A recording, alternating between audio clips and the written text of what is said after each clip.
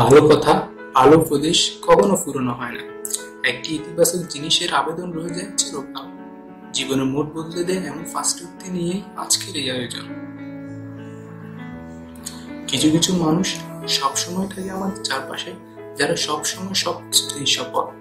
পরীক্ষায় প্রথম হচ্ছে, দৌড় প্রতিযোগিতায় সবার আগে তারা, বিজ্ঞান প্রতিযোগিতায় তারা পুরস্কার দিচ্ছে।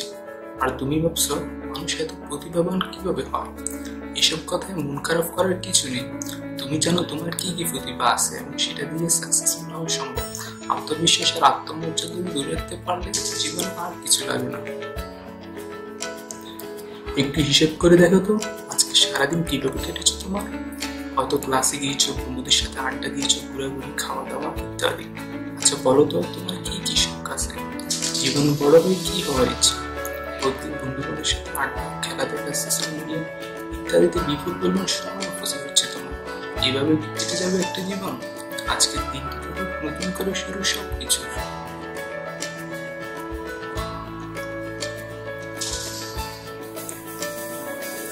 ক্লাসে প্রায় এমন হয় একটা জিনিস তুমি বুঝো না এবং মনে হচ্ছে তুমি একাই এই দলে। বাকি সবাই জিনিসটা বুঝেছে, তাই জিজ্ঞেস করাও সাহস পাচ্ছ না। আজকে তোমাকে নিয়ে হয়তো সবাই হাসাহাসি করবে, দুদিন পর কি ব্যাপারটা কি মনে রাখবে? অথচ জিজ্ঞেস করে বুঝে নেওয়ার পর জিনিসটা কিন্তু তুমি বুঝে গেছো। সুতরাং আর নয় বোকামি, প্রশ্ন করতে শিখো, জানতে শিখো, না জানায় কোনো লজ্জা নেই। একটি প্রতিযোগিতামূলক কাজ যদি সহজ হয় তাতে আগ্রহী কিছু নেই। কাজটি যত কঠিন, আনন্দ তত বেশি। কারণ খাটুনি সইতে না পেরে মানুষ যখন হাল ছেড়ে দিতে শুরু করবে, কজন থাকবে যারা পড়ে থাকবে জিনিসটা নিয়ে, এবং দেখা যাবে আস্তে আস্তে তারা ভাবে বাকি সবাই জড়ে গেছে। এভারেস্টের ছুড়ে এই জন্য সবাই বুঝতে পারে না। বারবার আঁচাট খেয়ে কিছু মানুষ চলে থাকে, শেষ পর্যন্ত বিজয় হিসেবে তারাই উঠে। সাফল্যের একটা উপায় হচ্ছে কামড়ে ধরে থাকা, জুড়ে থাকা এবং লেগে থাকা।